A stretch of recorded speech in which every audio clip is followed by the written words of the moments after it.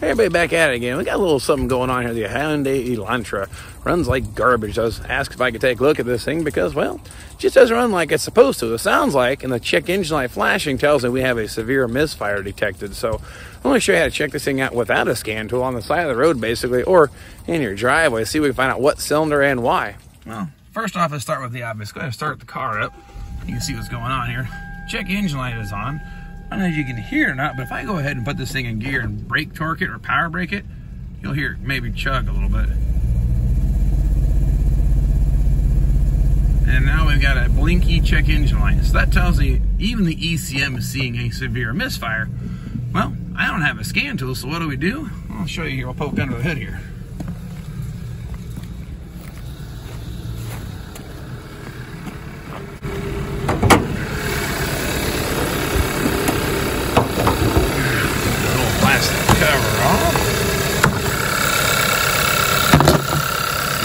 It run is not doing too bad, but one of these 4 cylinders is malfunctioning. Now, if you had a scan tool, it might tell you which cylinder, but I don't. So what we can do, you can unplug the coils one at a time to see which one makes it run worse. Definitely runs a whole lot worse. Picks up a little speed, runs worse. Try this one here. No change whatsoever. Our problem is with cylinder number 1 coil. So what I'm going to do is I'm going to move these coils around and see if the problem follows the coil. So if I put this one on cylinder 3, then my misfire should go to here if the problem's a bad coil. So that's going to be my next step. I'll shut it off. All right, we'll say first step here, we'll pull the wires back off coil 1 and we'll do coil 3. With the idea, thinking that if the problem is the coil, then it should follow where I put it at. So like I said, this one's probably the bad one.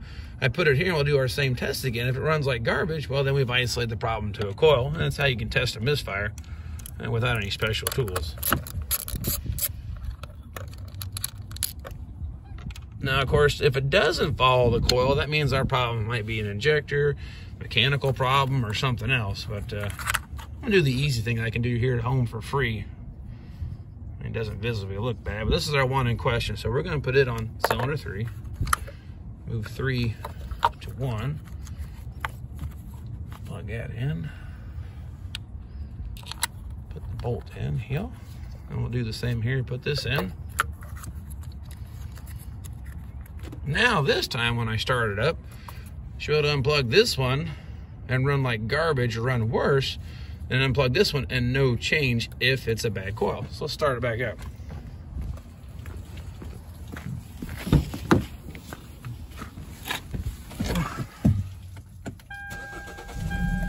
Of course, still runs bad.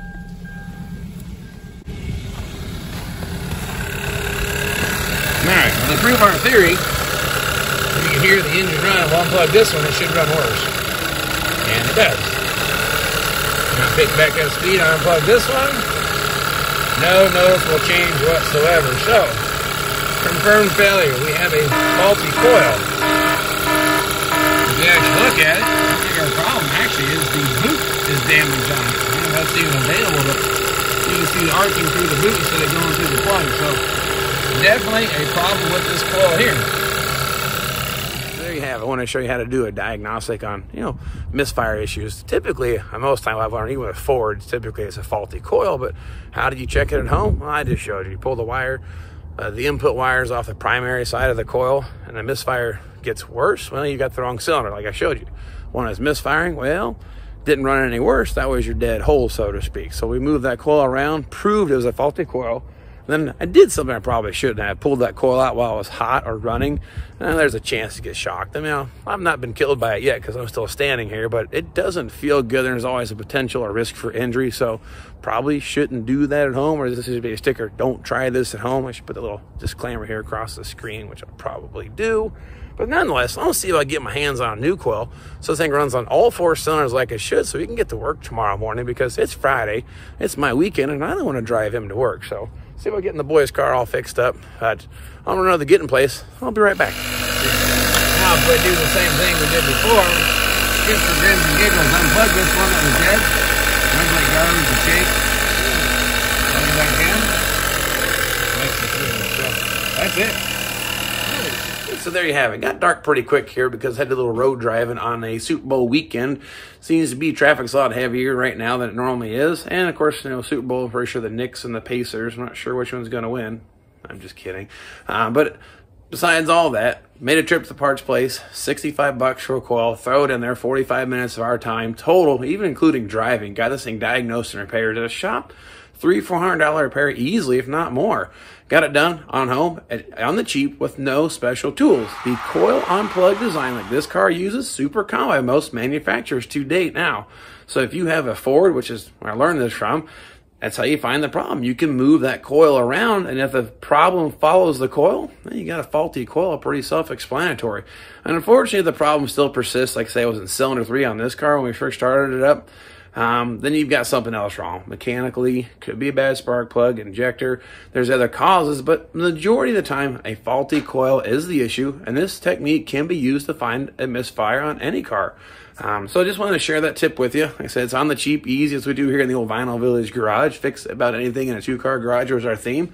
Specializing in fibers, but nothing's out of the ordinary here for us. We'll give it a shot and try to fix them up. So nonetheless, like I said, Super Bowl weekend, I'm done working. It's Friday. I'm ready to call it quits. So appreciate you following me on the journey here. I'm going to get cleaned up. I got some more videos heading your way. If you like what you see, hey, hit the subscribe button. Help me out. Do appreciate that in return for the knowledge that I'm sharing with you. Share with your friends too. Appreciate that just the same. But nonetheless, I've said enough. I'm going to get cleaned up, find something to eat, and we'll see you next time.